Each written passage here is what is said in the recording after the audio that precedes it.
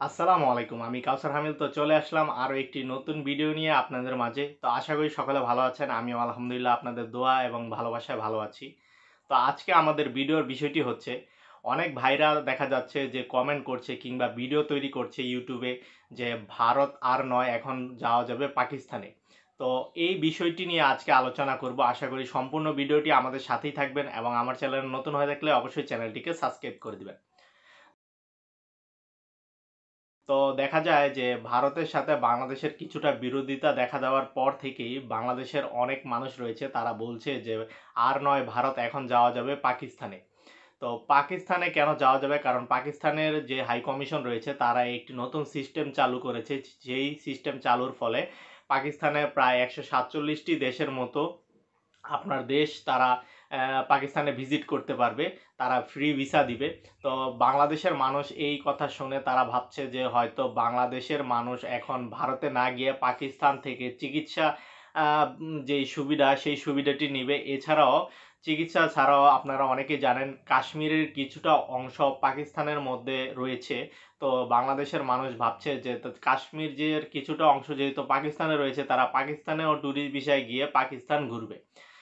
আপনাদের যেই সব মানুষের এই ধরনের চিন্তা ভাবনা বা যারা এই বিষয়গুলো নিয়ে ভিডিও তৈরি করছেন তাদেরকে বলে দিই, পাকিস্তান বাংলাদেশের যেমন একটি প্রতিবেশী দেশ, ভারতও তেমনি প্রতিবেশী একটি দেশ। আমাদের উচিত সকল দেশের সাথেই ভালো সম্পর্ক তৈরি করার। কিন্তু আপনি ম্যাপের হয়তো চিত্রে দেখতে পাচ্ছেন যে পাকিস্তানের যে ডিস্টেন্সটি বাংলাদেশ থেকে সেটি ভারত থেকে অনেকটুকুই দূরে। আপনার পাকিস্তান যেতে হলে আপনার নেপাল নয়তো ভারত হয়ে আপনার যেতে হবে। যেহেতু এখন বর্তমানে আপনার বাই রোডে বাংলাদেশ থেকে পাকিস্তানে যাওয়া যাচ্ছে না, সেই ক্ষেত্রে আপনি যদি বাংলাদেশ থেকে পাকিস্তানের চিকিৎসা কিংবা মেডিকেল ভিসায় আপনি যদি যেতে চান, সেই ক্ষেত্রে কিন্তু আপনাকে বাই এয়ার ইউজ করতে হবে। এবং বাই এয়ারে যদি আপনি ইউজ করে থাকেন সেই ক্ষেত্রে আপনার অ্যারাউন্ড আপনি গোজাওয়েন অ্যাপের মধ্যে যদি দেখেন বর্তমানে আপনার টিকেটের রেট প্রায় 1,10,000-এর উপরে পড়ছে। এটি আপ ডাউন করে, কিন্তু আপনার 1,00,000 টাকার প্রায় উপরে আপনার যাওয়া আসার ভাড়াই পড়ে যাচ্ছে। আপনি যদি 1,00,000 টাকা খরচ করে যদি আপনি পাকিস্তানে যান বাই এয়ারে, আপনার যদি যাওয়া আসা ভাড়ায় যদি 1,00,000 টাকা পড়ে যায়, সেক্ষেত্রে আপনি ঘুরবেনই কি আর চিকিৎসাই আপনি কিভাবে করবেন? আমি এটা বলব না যে পাকিস্তানে যাওয়া উচিত না, পাকিস্তানে যাওয়া অবশ্যই উচিত। আমি চাই সকল দেশের আশেপাশে যে প্রতিবেশী দেশগুলো রয়েছে সকল দেশের সাথে বাংলাদেশের সম্পর্ক ভালো থাকুক এবং তারা ভালো একটি বন্ধুত্বপূর্ণ সম্পর্ক তৈরি করুক। কিন্তু আপনি যদি যেই চিন্তাটি করছেন যে পাকিস্তানে আমরা ট্যুরিস্ট ভিসায় যাব কিংবা মেডিকেল ভিসায় যাব ভারতে না গিয়ে, সেই ক্ষেত্রে আপনি একটু বিবেচনা করলে প্র্যাকটিক্যালি আপনি দেখতে পারবেন যে প্রায় 1,00,000 টাকার উপরে আপনার বাইরের এয়ারেই খরচ চলে যাচ্ছে। আপনি যদি বাই এয়ারে 1,00,000 টাকার উপরে খরচই আপনার চলে যায়, সেই ক্ষেত্রে আপনি সেখানে গিয়ে চিকিৎসা করাবেন কিভাবে? আর আপনি অ্যাম ই টুরিস্ট প্লেসগুলো ঘুরবেনই কিভাবে?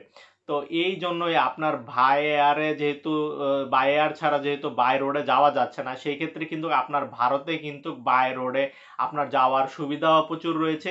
এছাড়াও ভারতের চিকিৎসা আমি যেতটুকু জানি পাকিস্তান থেকে অনেক অংশেই বেটার। এই কারণেই আমরা বাংলাদেশ অবশ্যই সবসময় প্রথমেই প্রেফার করি ভারতের চিকিৎসার জন্য।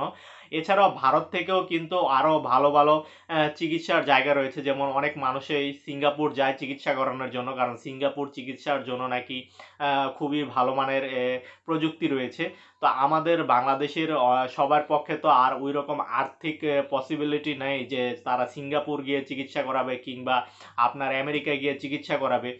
যেহেতু আমরা চাই যে সাশ্রয়ী মূল্যে কিছুটা টাকা যেন আমাদের সেভ হয় এবং আমরা যেন ভালো চিকিৎসা পাই, সেজন্যই কিন্তু আমরা ভারতকে প্রথমেই প্রায়োরিটি দিই।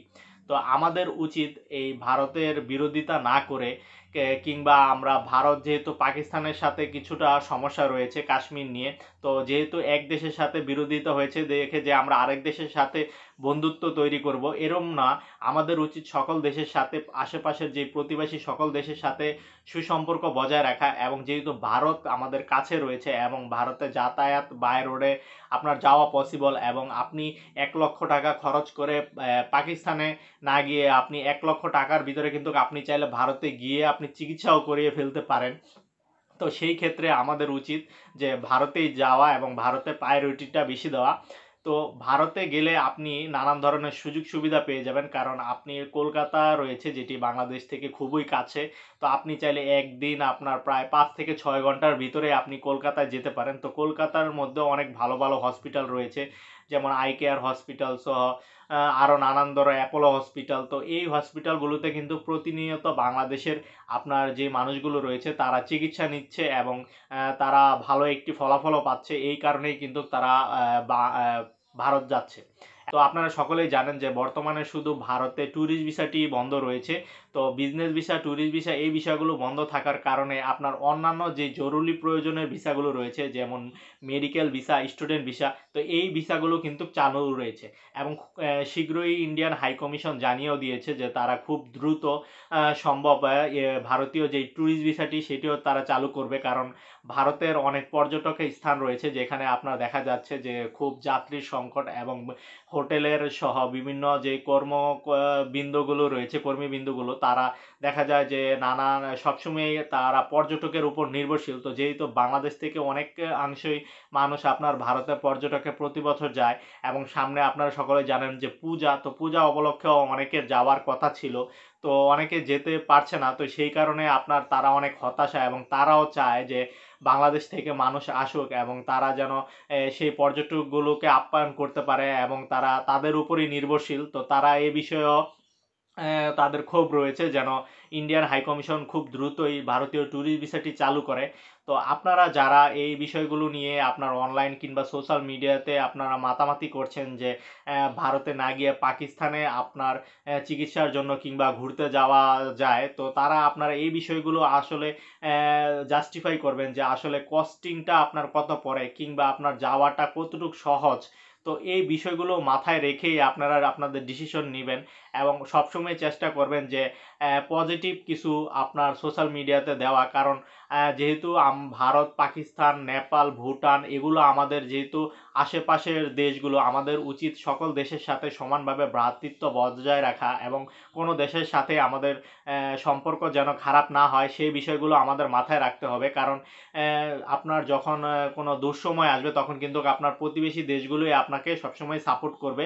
তো আমাদের কিন্তু ভারত সবসময়ই যুদ্ধ থেকে শুরু করে আপনার বর্তমানে অনেক দিক দিকেই আমাদেরকে সাপোর্ট করে আসছে এবং আমরাও ভারতকে অনেক দিক দিয়েই সাপোর্ট করে আসছি। তো এই বিষয়গুলো মাথায় রেখেই আপনারা ভিডিও তৈরি করবেন এবং সোশ্যাল মিডিয়ায় পোস্ট করবেন। তো আশা করি আমার ভিডিওটি আপনাদের ভালো লেগেছে এবং আমার ভিডিওটি যদি ভালো লেগে থাকে তাহলে অবশ্যই আমার চ্যানেলটিকে সাবস্ক্রাইব করে দেবেন এবং আমার একটি ফেসবুক পেজ রয়েছে, সেই পেজটির লিঙ্ক আমার ডিসক্রিপশনে দেওয়া আছে। আপনারা যদি কোনো কোয়েশ্চেন বা কোনো কমেন্ট করার আপনাদের আমার সাথে যোগাযোগ করার কোনো চিন্তা থাকে বা কথা বলার কোনো দরকার থাকে, সেই প্রয়োজনে আপনারা চাইলে আমার সাথে সরাসরি মেসেঞ্জারে যোগাযোগ করতে পারেন ফেসবুক পেজটিকে লাইক দিয়ে। তো সকলে ভালো থাকবেন, সুস্থ থাকবেন। আজকের মতো এখানেই বিদায় নিচ্ছি। আসসালামু আলাইকুম।